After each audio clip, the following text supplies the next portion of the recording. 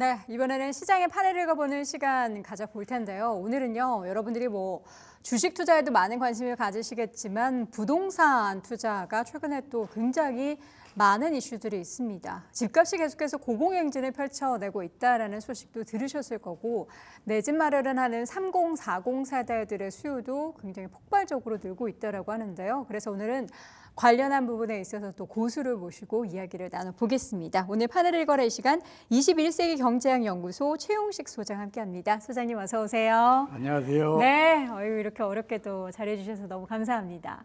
저도 감사합니다. 네, 부동산 시장 이야기를 오늘 좀 해볼 텐데 지금 주춤하더니 다시 한번 상승장이냐라고 이야기할 정도로 좀 뜨거워지고 있는 것 같습니다. 지금 대표적인 매매 심리 지수라고 하는 게 2년 9개월 만에 최고라고 하는데 소장님께서 보시기에는 다시 한번 부동산 시장이 상승장으로 진입했다라고 보십니까?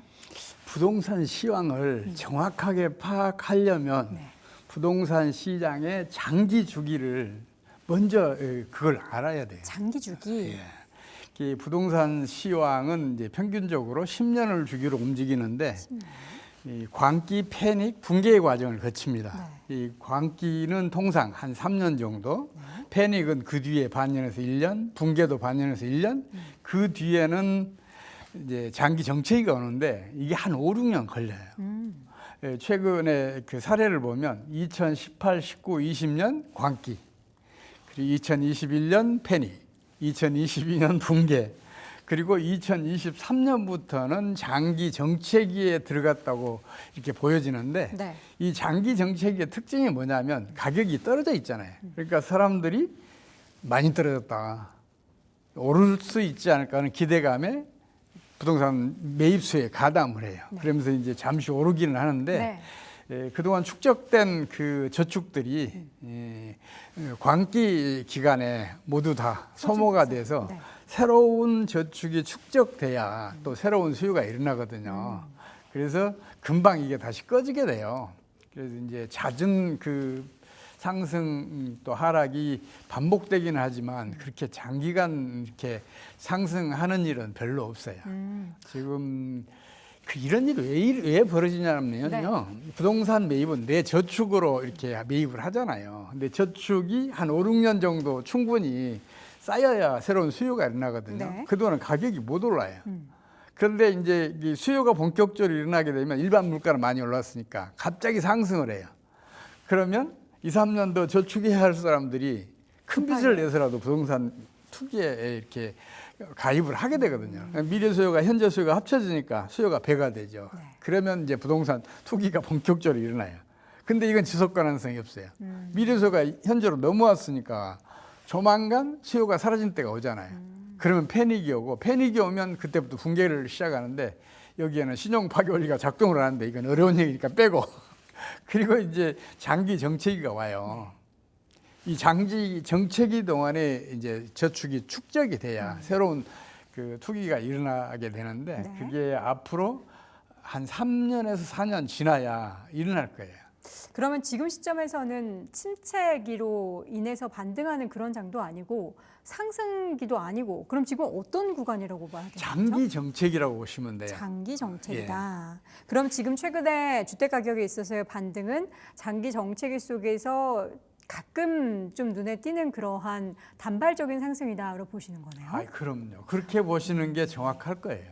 그럼 이러고 나면은 다시 한번 가격이 또 다시 이전으로 돌아갈 가능성도 있는 거네요. 지금 제가 제일 우려하는 게 그건데 올해 연말쯤 미국 대선이 끝나면 네.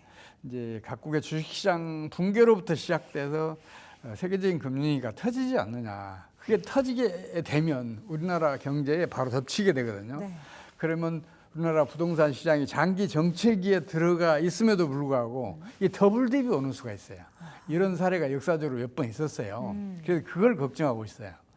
그래도 한 앞으로 4, 5년 지나면 그런 더블딥을 딛고 다시 부동산 투기는 일어날 걸로 저는 보고 있어요. 그러면은 만약에 실수요든 투자 수요든 있는 분들은 지금 3, 4년 사이에 시장의 변화가 분명히 부동산 시장에 크게 있을 거기 때문에 말씀해 주셨던 그런 큰 폭의 하락을 좀 염두에서 준비를 해야지 지금 뭐 적극적으로 집을 매매하는 것은 좀 어렵겠네요. 국가 경제나 세계 경제가 그런 그 붕괴 위기에 처하게 되면 개인들이나 기업들이나 그 어떻게 손을 써볼 수 없는 그런 상황이 오는 수가 네. 있어요. 이제 그런 불안감이 있으면 되도록이면 최대한 수비적으로 그리고 신중하게 부동산 투자도 하시는 게 좋아요. 네. 물론 장기 정책에는 전세가가 꾸준히 올라요. 그래서 나중에는 이제 투기 직전에는 거의 비싸지기도 하거든요. 지금이 좀 그런 시기잖아요. 아이, 전세가 그럼요. 많이 올랐죠. 예. 이제 이런 그 신호를 보고 부동산 투자에 들어갔을 경우에 특히 빚을 내서 들어갔을 경우에는 크게 실패를 보는 수가 있어요. 특히 유의해야 돼요. 지금 최근에 사실 뭐 금리 인하의 기조가 미국부터 시작해서 우리나라도 10월에 금리 인하 단행될 것이다라고 해서 이렇게 되면 주담대 금리도 하락할 것이다라고 하는데 사실 실질적으로 주택담보대출 금리는 이미 좀 많이 하락하지 않았습니까? 그래서 추가적으로 이게 거래가 다시 활발하는데 영향을 미칠 것인가에 대해서도 저는 좀 의문이 들던데요. 그게 절묘한 구두 정책이에요. 금리를 실제로 인하할 것 같으면 네, 미리 그런 언급을 안 해요. 그렇죠. 나중에 금리 인하했을 때 효과가 다 사라지거든요. 네, 그러니까 구두 정책이라는 얘기죠. 네, 안 내리면서도 금리가 내려갈 경우에 나타날 효과를 볼 수가 있으니까 그런 구두 정책을 수시로 펼치는 게 보통이에요. 네, 실제로 미국은 기준금리를 인하하잖아요. 네. 그러면 미국 달러 가치는 즉각적으로 하락세로 돌아서고 그렇게 되면 미국에 투자되었던 국제 금융 자본들이 환차손을 입어요. 그렇죠. 환차손을 입으면 그 환차손 피해서 국제 금융 자본들 미국을 떠나요. 그러면 신용이 수축되고 이 신용 수축이 신용 파교제를 작동을 시켜요. 네. 그래서 미국 내 유동성을 극단적으로 줄이는 일이 벌어져요. 그럼 금리가 진행이 돼요. 그래서 미국은 기준금리 인하 못해요. 네. 다만 금리가 실제로 터졌거나 아니면 그 위험성이 현저하게 커졌을 때는 기준금리를 0.25%까지 내려야 돼요. 기준금리가 그렇게 내려가고 있다 그러면 큰일 났다. 금리가 이미 진행되고 있다. 이렇게 판단하시는 게 아마 맞을 거예요. 지금 여러모로 봤을 때 사실 최근에 그 부동산 시장에 우리나라의 좀 반등과 강세를 단기적으로 보기에, 그러니까 추세가 전환됐다고 보기에는 좀 아쉬운 부분들이 계속해서 지금 나타나고 있는데 여기 보면 이제 대표적인 그 가구 소득 대비 주택 가격 비율이라고 하죠. PIR이라는 지표가 있는데 이게 좀 충격적이었던 게 우리나라가 뉴욕보다도 이게 높다. 그러니까 이제 쉽게 말해서는 우리가 열심히 돈 벌어서 집을 살 수 있는 그 지표가 뉴욕 가서 일해서 뉴욕에서 집 사는 것보다 더 어렵다라는 거잖아요.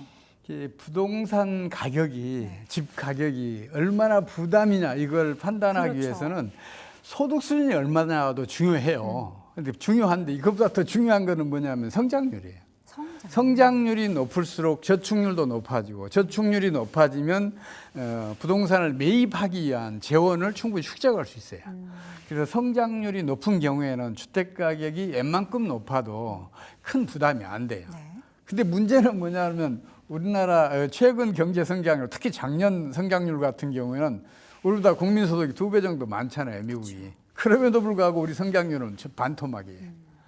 그러니까 그 주택 그 이제 매입 부담이 미국보다 훨씬 커요. 심리적으로 그런 그 부담 때문에 지금 지나치게 그 지금 주택 가격이 높다 이런 인식이 퍼져 있을 거예요. 근데 우리나라가 성장률을 회복하면 그게 그렇게 크게 문제되지는 않아요. 근데 지금 또 상황을 보면 우리나라 경기 상황이 사실 썩 그렇게 좋지는 않잖아요. 많은 사람들이 그래요. 우리나라 성장률 앞으로 계속 낮아질 것이라고 그래요. 아니에요. 우리나라 잠재 성장률은 지금도 6% 이상이에요. 6%요? 네, 6%. 네. 그건 뭘로 알 수 있냐면 우리 수출 요새 잘 나가잖아요. 네. 경상수지 대규모 흑자잖아요. 그렇죠. 또 그 산업도 또 잘 나가고 있어요. 그 산업 중에 하나인 우리 한류 산업은 뭐 세계로 호령하고 있잖아요. 그렇죠. 우리 국민, 우리 기업은 세계 최강이에요. 문제는 뭐냐면 우리 경제 정책이 우리 잠재 성장률을 충분히 발현시키지 못하고 있어요. 오히려 잠재 성장률을 더 낮추고 있어요. 저는 지금 경제 정책만 실패하지 않으면 우리나라는 지금 당장도 6% 이상 성장할 수 있다고 생각을 해요. 네. 이 어떤 경제 정치 지금 가장 큰 문제냐면요, 고환율 정책이에요. 고환율. 수출이 증가해야 성장도 높아지고 경기도 호전된다는 잘못된 믿음을 정책 당국이 가지고 있어요. 이거 우리나라만이 아니에요. 대표적으로 일본이 그런 잘못된 믿음에 있는데, 경상수지가 흑자인 경우에는 환율이 내려가잖아요. 그럼 오히려 늘어요. 오히려 환율이 올라갈 때는 수출은 줄어요. 단 하나의 예외도 없어요. 경상수지 흑자인 나라들은. 네. 그게 왜 그러냐면요, 환율이 떨어지잖아요. 그럼 수출 기업들은 몰락 위기에 처해요. 그러면 망하지 않게 해서 필사적인 노력을 기울여요. 네. 그 필사적인 노력이 기업의 경쟁력은 물론이고 국가 경제의 경쟁력을 높여줘요. 또 더 큰 문제는 뭐냐면, 우리나라 수출이 GDP의 절반에 육박한다고 잘못 믿고 있어요. 아닙니까? 아니에요. GDP는 부가가치잖아요. 수출은 매출 총액이잖아요. 네. 매출 총액은 GDP의 4배예요. 기준을 일치시키잖아요. 네. 그럼 우리나라 수출은 GDP의 10%가 안 돼요, 지금. 그러네요. 그렇다면 나머지가 내수인데, 내수는 환율이 떨어질 때 확장이 되겠어요? 아니면 환율이 상승할 때 확장이 되겠어요? 당연히 환율이 내려야 네. 우리가 사오는 주요 자원들 그렇죠. 싸죠. 값싸게 사올 수 네. 있잖아요. 그럼 물가도 안정시킬 수 있고 같은 소득을 더 많이 소비할 수 있잖아요. 그러니까 내수가 확장된단 말이에요. 이런 가장 기본적인 상식을 외면하고 있으니까 우리나라 경제가 어려운 거예요. 우리나라 경제뿐만 아니라 경상수지가 대규모 흑자인 나라들, 네. 일본, 독일, 대만, 중국 모두 다 성장률이 상대적으로 낮아요. 그런 잘못된 믿음이 우리 만든 거예요. 물론 그 사람들, 그 정책 당국자들이 무능한 게 아니에요. 현재 경제가 그렇게 가르치고 있어요. 근데 현실이 더 우선이에요? 아니면 이론이 더 우선이에요? 당연히 현실 우선이잖아요. 그렇죠. 현실로부터 이론을 끌어내야 하니까. 세계사에서 환율이 점진적으로 하락해서 경제가 쇠락한 나라는 단 하나도 없어요. 오히려 번영을 해요. 환율이 올라갈 경우에는 단 하나의 사례도 없이 그 나라는 쇠락의 길로 걸어갔어요. 그 현실을 먼저 봐야 할 거 아니에요. 근데 경제 이론에 집착하니까 자꾸만 고환율 정책을 펼쳐요. 일본은 고환율 정책을 1990년대 중반부터 지금까지 8차례 펼쳤어요. 최근까지 9차례.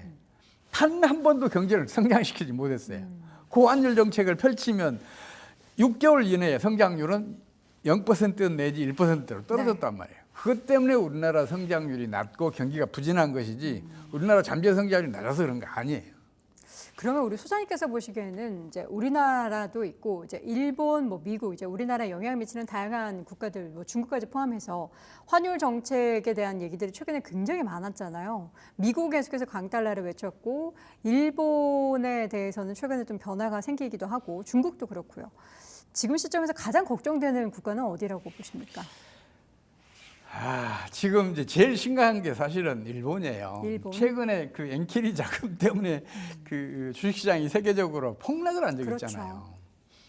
그게 어떤 이유 때문에 발생을 했냐면 일본이 고환율 정책을 최근에 강력하게 펼쳤어요. 네. 그 원인 때문에 이런 일이 벌어진 거예요. 일본 돈을 빌려서 미국이나 다른 잘 나가는 나라에 투자하면 돈을 벌잖아요. 근데 그런 국제 금융 자본들이 일본에서 해칭을 해요. 일본에 주식을 투자해서 일본에 투자를 하면 이제 환율이 내려가잖아요. 그럼 환차익을 누리잖아요. 그렇죠. 대신 빌려간 돈에는 환차 소용이 생기니까 이 해칭이 된단 말이에요. 그게 이제 말하자면 이제 그 상호 상승 작용을 하면서 신용 수수를 지나치게 키워서 지금 일본 내의 유동성이 과다해요. 네. 일본은 지난해 하반기부터 마이너스 성장에 들어갔어요. 상반기에도 0% 성장률이었고요. 네네. 근데도 불구하고 일본 니케이 지수는 사상 최고가를 최근 3, 4월까지도 갱신해 왔어요. 성장률은 0%대인데 마이너스 성장률을 기록하는데 주식시장이 부음을 보인다는 건 뭘 의미해요? 이거는 전형적인 거품이라는 얘기예요. 거품이 깨지면 바로 그 금융위기가 오거든요. 그래서 지금 일본이 가장 심각해요, 사실은. 다시 우리나라로 돌아오도록 하겠습니다. 부동산 얘기를 하다가 다시 한번 환율까지 가고 경제 성장 얘기까지 갔는데 현재 이제 뭐 88 정부의 부동산 대책 관련해서 내용을 보면은 그린벨트 풀겠다, 비아파트 시장을 활성화시키겠다. 사실 비아파트 시장 활성화가 안 된다라는 거는 이제 전세 관련한 문제들이 굉장히 많았기 때문 아닙니까? 우리나라 부동산 정책이 자꾸만 실패해요. 투기가 이미 일어나면 그게 강력하게 규제를 가해요. 그러다가 장기 정책이가 오면 또 그걸 부양한다고 온갖 정책을 펼쳐요. 그렇죠. 근데 단 한 번도 성공한 적이 없어요. 이 장기 주기를 모르기 때문에 그래요. 부동산 투기는 미리 차단해야 하는 것이지 네. 이미 벌어진다면 손쓸 틈이 없어요. 어렵죠. 장기 정책에 들어가기 전에 그걸 최대한 그 가격 하락을 막아줘야 되는데 미리 해줘야 되잖아요. 그걸 못하니까 지금 이런 일이 벌어지는 거거든요. 그래서 저는 좀 장기 주기에 대해서 그 우리 시청자 여러분들도 그렇지만 정부 당국도 좀 명확하게 인식했으면 좋겠어요. 우리나라 장기 주기 여러 번 있었잖아요. 1960년대 후반, 1970년대 후반, 1980년대 후반 등등 계속해서 10년에 한 번씩 그런 광기, 패닉, 붕괴, 장기 정책 이거 반복되었잖아요. 그거 보면 금방 알 수 있는데 그걸 왜 외면하는지 저는 이해하기가 힘들어요. 그걸 외면하는 것도 뭐 외면하는 거지만 정권이 계속해서 왔다 갔다 바뀌게 되니까 그게 또 정권 바뀌면은 그 정책을 그대로 고수하기가 또 어렵다라는 것도 문제가 되는 것 같습니다. 소장님께서 보시기에는 이제 앞서서도 저희가 이야기를 통해서 여러분들도 장기적으로 지금 주택 가격에 대해서 좀 어렴풋이 생각을 하실 텐데 짧게는 이제 하반기 이후에 부동산 시장이 어떻게 될지 그에 따라서 우리 또 부동산 관련해서 내 집 마련도 내 집 마련이지만 투자하시는 분들을 위해서 조언을 좀 해주신다면 어떤 이야기를 해주실 수 있을까요? 좀 전에도 말씀드렸지만 제가 우려하는 게 그거예요. 세계적으로 지금 주식시장이 그 경제 실적과는 괴리돼 있어요. 특히 유럽 같은 경우에는 지난해 하반기부터 대부분의 나라들이 마이너스 성장을 했거나 네. 아니면 0% 성장을 하고 있는데 올해 3, 4월까지도 독일, 프랑스, 영국 등등 모두 다 사상 최고가를 갱신했어요. 이게 전형적인 거품이거든요. 네. 또 일본도 마찬가지예요. 네. 미국도 마찬가지고. 미국은 그래도 상황이 조금 낫긴 한데 그렇단 말이에요. 그래서 이게 그 거품이 언젠가는 꺼진다. 그래서 저는 올해 그 12월 말 미국 개선이 끝나면 그 거품이 붕괴되지 않을까 싶어요. 그러면 즉각적으로 부동산 시장에도 타격이 와요. 같이 더블 딥이 올 수 있어요. 그런 점을 좀 염두에 두시고 경제 활동을 하시면 좋지 않을까 싶어요. 적극적으로 부동산 매입을 하지 말아라로 들리는데요. 되도록이면 신중하게 그리고 수비적으로 나서시는 게 좋겠다는 의미죠. 지금 가격이 주택가격 평균이 우리 소장님께서 보시기에는 좀 높다고 생각하십니까? 광기 기간에 지나치게 많이 올랐어요. 근데 이게 장기 정책이가 지나야 이게 그 균등화되는데 아직은 거기까지 안 갔어요. 그래서 다소 높은 편인 건 사실이에요. 그러나 부동산 투기는 앞으로도 일어나요. 그쵸. 사람이라는 게 그렇잖아요. 더 좋은 곳에서 더 넓은 곳에서 살고 싶잖아요. 그러니까 강남 등 여러 가지 여건이 좋은 그런 곳에서 부동산 투기가 일어나면 네. 이게 바로 전염이 돼요. 다만 지금 인구 증가율도 정체 상태이고 그러기 때문에 앞으로는 부동산 투기가 한쪽에서는 일어나고 한쪽에서는 슬럼이 형성될 수도 있다. 이런 점을 유의하시면 좋겠어요. 네. 지금 이제 금리 인하 기조가 펼쳐지기도 전에 이미 시중에서는 주담대 대출 금리가 많이 하락을 했고 여기에서 정부의 정책들이 엄청나게 계속해서 쏟아지고 있습니다. 사실 뭐 이제 뭐 신생아 대출도 그렇고 뭐 신혼부부에 대한 대출도 그렇고 워낙에 이런 부분들이 좀 완화되다 보니까 또 더 추가적으로 급여 관련한 부분도 완화된다라고 하니까 주택 수요가 엄청나게 늘어날 텐데 투자적인 관점에서 내 집 마련은 다른 이야기지만 투자적인 관점에서 본다면 좀 여러 가지 지켜볼 만한 또 확인해 봐야 될 만한 내용들이 하반기에 있을 것 같습니다. 자, 오늘 판을 읽어라 부동산 관련한 이야기를 좀 깊게 나눠봤고요. 21세기 경제학 연구소 최용식 소장 함께했습니다. 소장님 고맙습니다. 고맙습니다. 자, 시장의 변화를 짚어보는 판을 읽어나는 내일 다시 돌아오도록 하겠습니다.